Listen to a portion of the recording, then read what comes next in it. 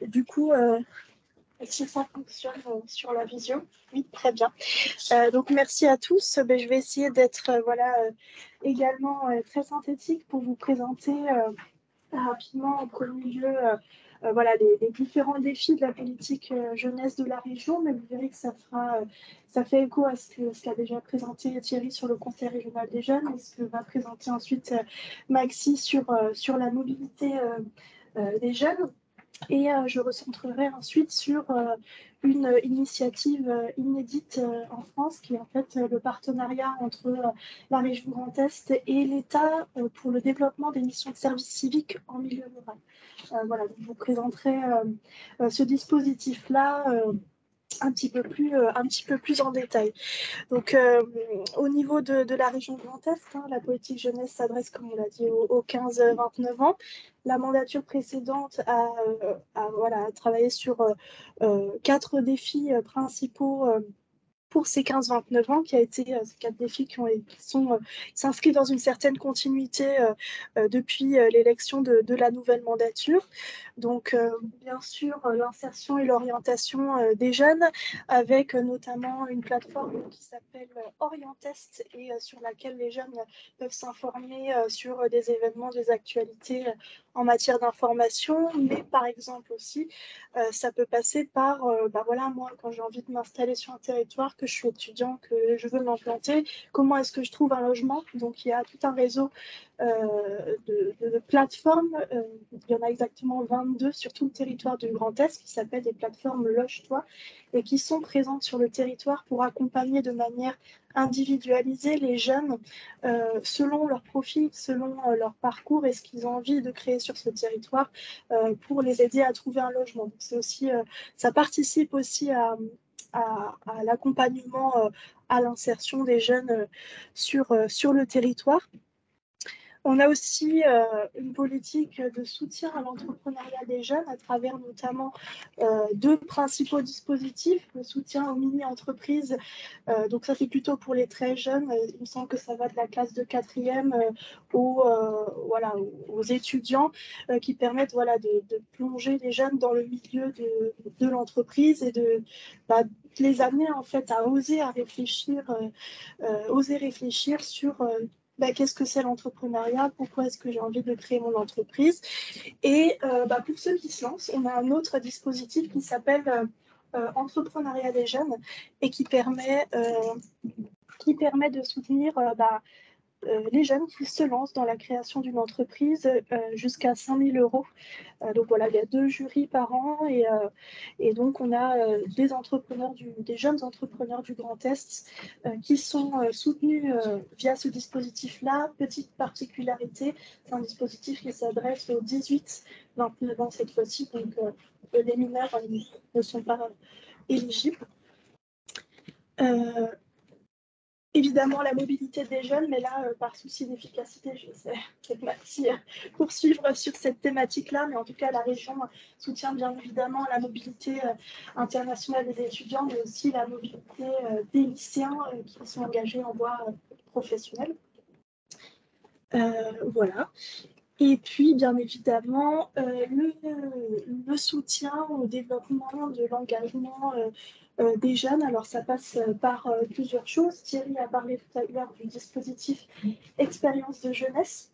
Donc, il a pu dire que ce sont les jeunes du Conseil régional des jeunes qui s'occupent de donner un avis favorable ou défavorable aux dossiers qui sont présentés dans le cadre de ce dispositif-là. C'est un dispositif qui s'adresse aux 15-29 ans et qui a pour but d'accompagner et de soutenir des initiatives soit citoyennes ou alors des projets professionnalisants. Donc voilà, on a plusieurs critères, que ce soit dans un volet ou dans l'autre, et les jeunes peuvent être soutenus jusqu'à 2 000 euros pour ce projet-là. Donc par exemple, je prends un exemple pour le volet professionnalisant, ça peut être une formation qui sort du droit commun. Donc particulièrement atypique que le jeune veut suivre pour se professionnaliser dans un certain domaine qui peut être soutenu. Et dans le volet citoyen, on a aussi toute une multitude de projets qui s'inscrivent dans le champ global de la citoyenneté, donc la protection de l'environnement, par exemple. On a soutenu, je donne un exemple, 2 jeunes futurs fromagers qui ont parcouru le Grand Est à la découverte des savoir-faire de la fromagerie pour les mettre en valeur ensuite via une mini web-série. Bon, voilà, ça peut être ce genre de projet qui peuvent être soutenus via ce dispositif-là. Et ce qui est intéressant, c'est vraiment l'extrême diversité de ce que proposent les jeunes sur le territoire et qu'instruisent du coup les jeunes du Conseil régional des jeunes. D'ailleurs, les jeunes du Conseil régional des jeunes peuvent, les jeunes du CRJ les plus courts, peuvent avoir un coup de cœur pour un projet de ce dispositif et s'engager en tant que parrain ou marraine du projet pour suivre le projet dans sa continuité, dans son développement ensuite dans les futurs mois, les futures années. Donc il y a un vrai échange qui se crée, c'est assez intéressant à ce niveau-là. On a également Grand Est Jeunes Talents. Alors là, c'est plutôt un prix qui intervient plutôt en récompense d'un engagement plutôt qu'en amont d'un projet, comme c'est le cas sur Expérience de jeunesse. Grand Est Jeunes Talents, c'est un prix qui permet de récompenser 20 jeunes au parcours engagé particulièrement exceptionnel tous les ans. J'en profite pour vous en parler puisque le mode de récompense est un petit peu original puisque ce n'est pas les jeunes qui viennent vers nous en nous disant moi j'ai fait ci, j'ai fait ça. Ils sont parrainés par leurs proches, ça peut être des enseignants, des employeurs, ça peut être leur entourage de manière générale, qui répondent à un appel à parrainage et qui vont dire bah voilà, moi ce jeune il m'a vraiment impressionné dans son parcours, j'ai envie qu'il soit récompensé. Donc nous on réceptionne les parrainages et ensuite il y a un jury dont fait partie aussi les jeunes du Conseil régional des jeunes qui choisissent les 20 lauréats. Et je vous dis ça parce que l'appel à parrainage va bientôt être lancé sur le site de la région Grand Est. Donc n'hésitez pas à aller jeter un petit coup d'œil dans les prochaines semaines puisque vous avez certainement en tête des jeunes au parcours assez exceptionnel que vous souhaiteriez voir récompensés. Donc c'est l'occasion. Et je le dirai tout à l'heure aussi, mais là, il y a une cérémonie en fait de remise des prix qui est organisée pour ces 20 jeunes talents, comme on les appelle, tous les ans dans le cadre de l'événement des rendez-vous de l'engagement qui avait été imaginé par le CRJ. Et donc ces jeunes lauréats reçoivent un chèque de 1 000 € et un trophée Grand Est Jeunes Talents. Voilà. Qu'est-ce que le Conseil régional des jeunes, on en a parlé. Bien évidemment, oui, la politique de l'animation à la vie lycéenne et culturelle qui, à travers notamment le mois de l'autre, permet aux lycéens d'avoir accès à un grand nombre d'actions de la part d'associations, notamment sur des thématiques citoyennes, le devoir de mémoire, l'égalité femmes-hommes, l'environnement.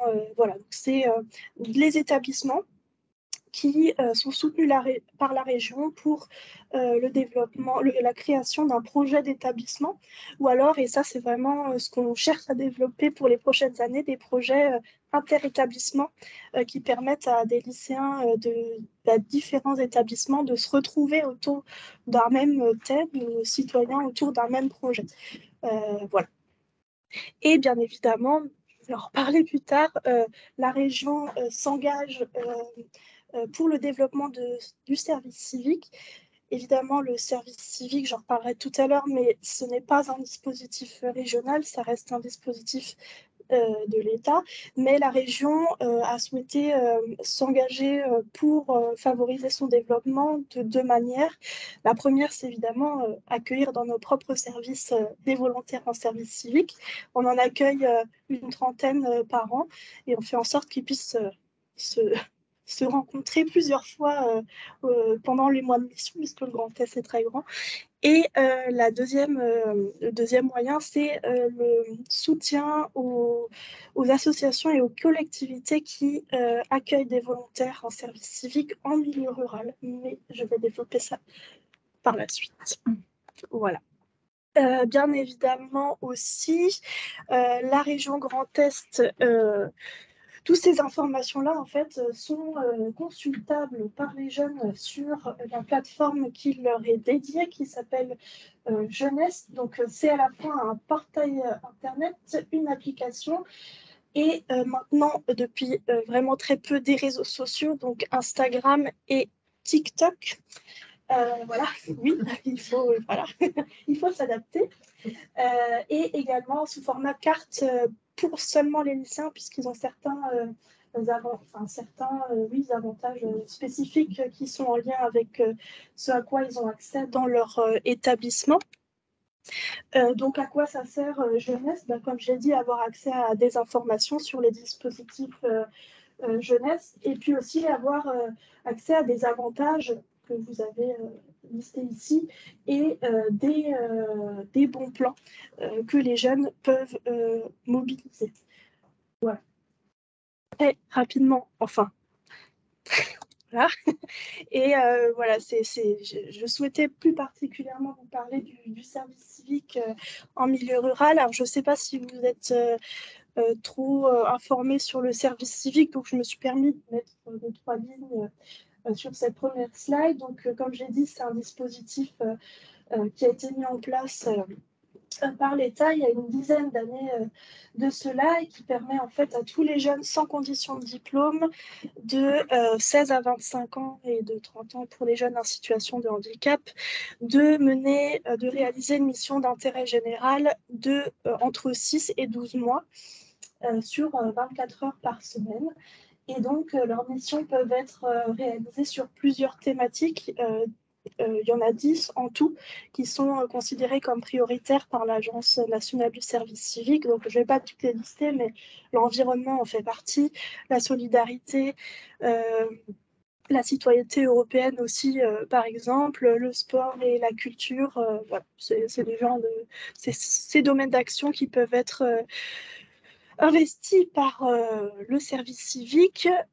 Les jeunes peuvent mener leur mission dans plusieurs endroits, les associations, les collectivités et les établissements publics notamment. Et pour cette mission, ils reçoivent une indemnité mensuelle de 580 euros, voilà, qui est versée pour la majorité par l'État, et pour la dernière partie par l'organisme d'accueil, donc l'association, la collectivité. Ouais. Donc ça, c'est pour le service civique de manière générale. Et comme je disais tout à l'heure, la région, quelle heure il est?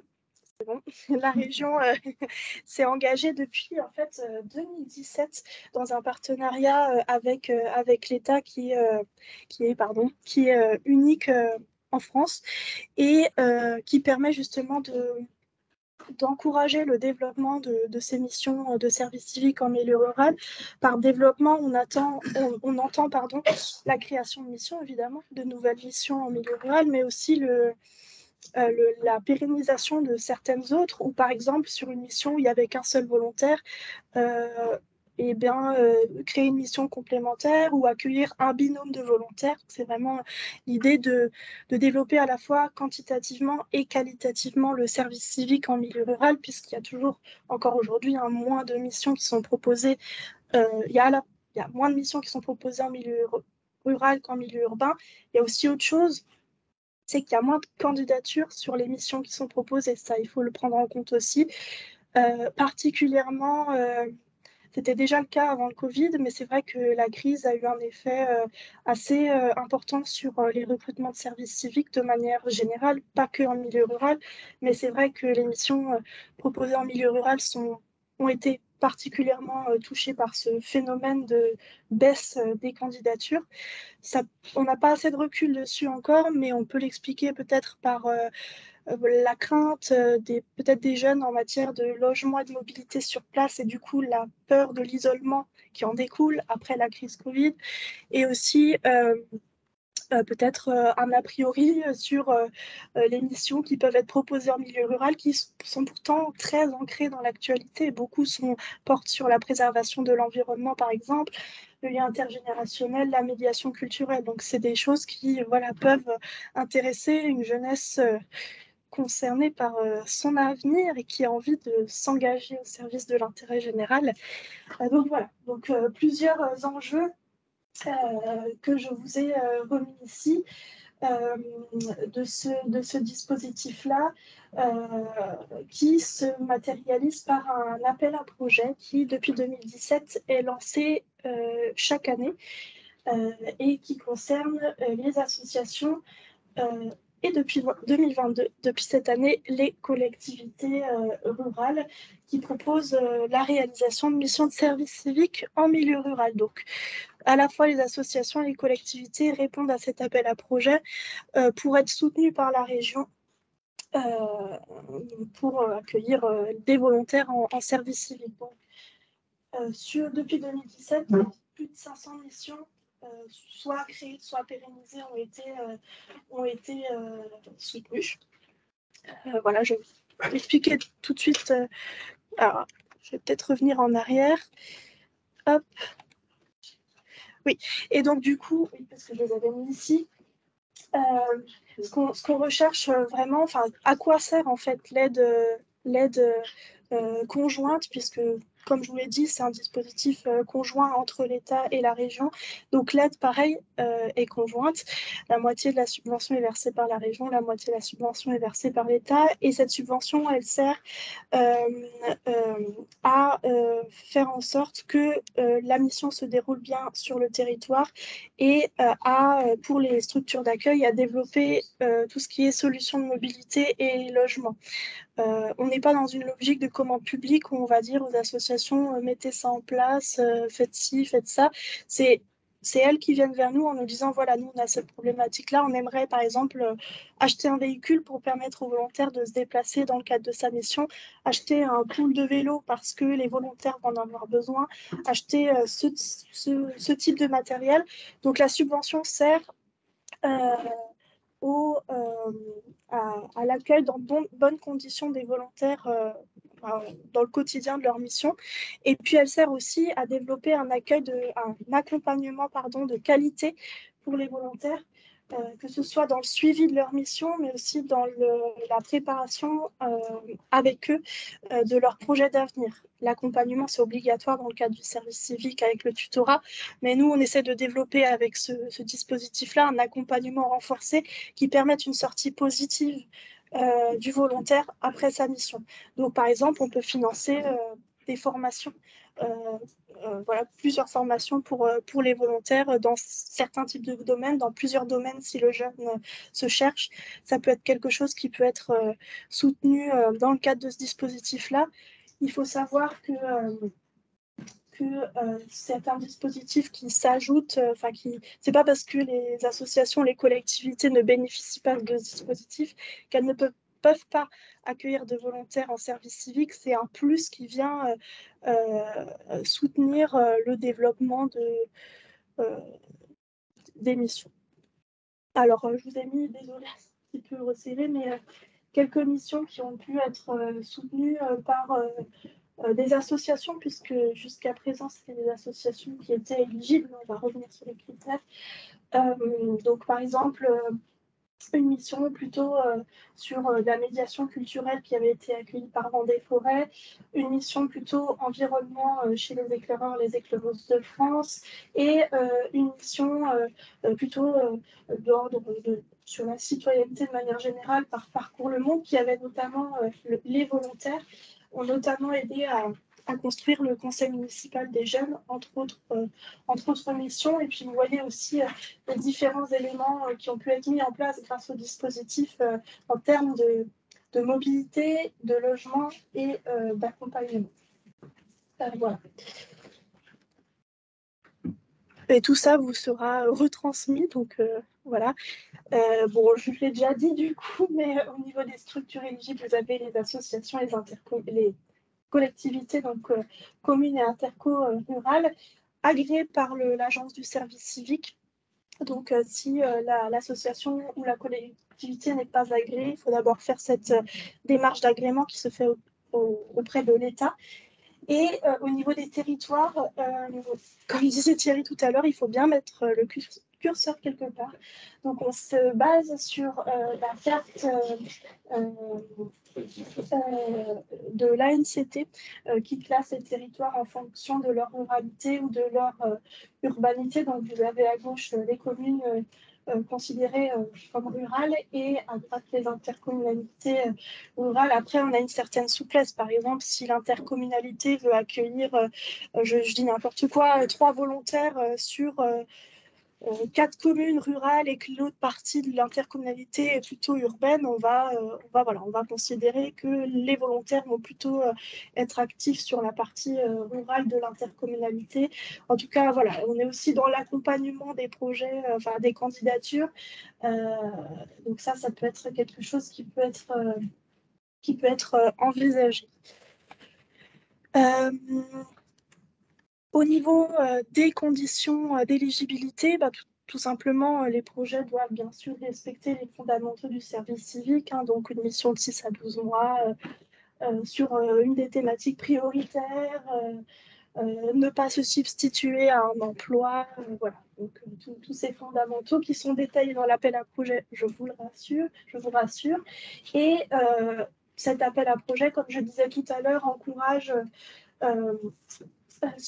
plusieurs choses également, notamment la mise en place de solutions de mobilité et ou de logement pour assurer le bon déroulement de la mission au quotidien, des solutions sur mesure qui peuvent être mises en place. Ça peut être la prise en charge d'un loyer, ça peut être l'encouragement à la colocation, le partage d'un logement intergénérationnel. Au niveau de la mobilité, ça peut être la prise en charge des frais kilométriques, l'achat d'un véhicule, de vélo. Enfin, vraiment, c'est le terrain qui fait remonter les besoins.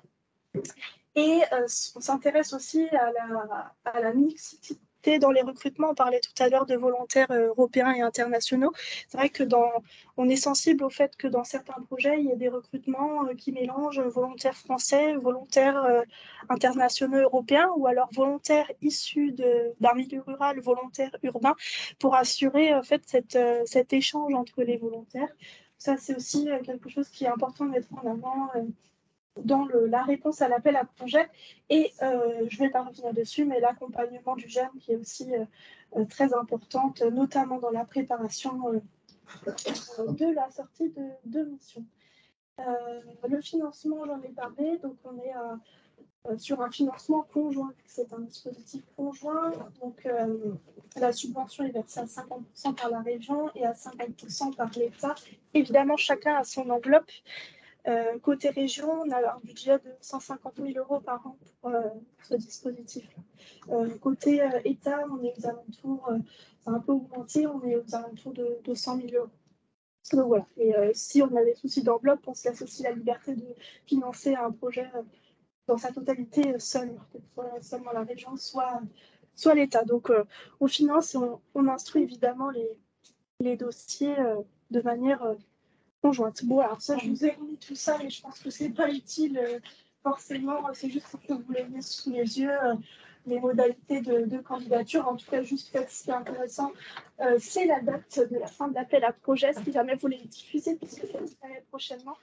Il a été lancé en fin mars 2022, il s'arrêtera le 17 juin 2022 également. Et donc, les projets sont instruits cet été par un comité de sélection. Voilà. Ça, je viens de le dire, du coup. Et voilà, donc côté région, c'est moi le contact, et côté État, c'est Monsieur Lepage, donc, qui est le référent régional du service civique, que peut-être certains d'entre vous connaissent au niveau de la RAGES. Voilà. Et j'oubliais de préciser, mais c'est vrai qu'on a travaillé en transversalité avec le réseau rural, puisque pour la première fois cette année, les collectivités sont éligibles au dispositif donc pour faire soutenir leur projet d'accueil par la région. Et donc, on a organisé des rencontres visio encore, mais à destination des collectivités rurales agréées déjà au type du service civique pour présenter l'appel à projet pour qu'elles puissent construire leur candidature. Et pour donner un exemple d'un projet qui a été soutenu, alors c'était dans la communauté de communes de la Zorn, c'était à Orfelden. C'était pas la collectivité du coup qui avait été soutenue, mais bien la MJC qui avait mis en place des missions de service civique sur la médiation culturelle. Donc les volontaires allaient à la rencontre des écoliers pour leur il y avait notamment des animations théâtre, découverte de plusieurs domaines artistiques. Et donc, ils avaient été accueillis sur place et on avait eu l'occasion de valoriser leur engagement à travers une web-série dont la retranscription se trouve dans la revue Ruraliste. Donc, si vous voulez jeter un petit coup d'œil tout à l'heure, il y a eu à la fois une web-série et la revue qui valorise ce témoignage en fait des jeunes sur leur expérience de volontaire en milieu rural. Donc, n'hésitez pas à les jeter un œil. Voilà, ils ont tous des parcours différents. Il y avait une volontaire espagnole aussi, donc on y retrouve cette expérience d'engagement en milieu rural et cet échange entre jeunes sur place. Voilà. Je ne sais pas si j'ai... Ça va. Donc, ça laisse la place aux questions, c'est très bien. Voilà. J'ai une question. Oui. Quand vous dites l'accompagnement du jeune, ça, pour moi, ça parle vite salaire des salariés des associations. Est-ce que c'est ça? Ça peut être en gros de coordination, alors, de temps de réunion. Alors, c'est vraiment, on va axer la subvention sur, par exemple, les formations qui peuvent être proposées aux volontaires. Ou alors, les déplacements qui peuvent être, par exemple, si le volontaire, dans le cadre de son service civique, parle à son tuteur de son envie de faire une immersion dans une association qui n'est pas la sienne ou dans un autre, ça peut être la prise en charge des frais de déplacement, mais ça ne concerne pas l'équipe d'animation, ça concerne vraiment ce qui est proposé aux jeunes. Donc, ce qui signifie que dans le dossier là pour le 17 juin, en gros, il faut avoir défini tout le calendrier et les frais. Pas forcément le calendrier, mais en tout cas les actions qui seront proposées aux volontaires dans le cadre du projet d'accueil. Oui. Mais du coup, si c'est budgétisé, il faut. Je suppose qu'il faut. Oui, voilà. Si vous avez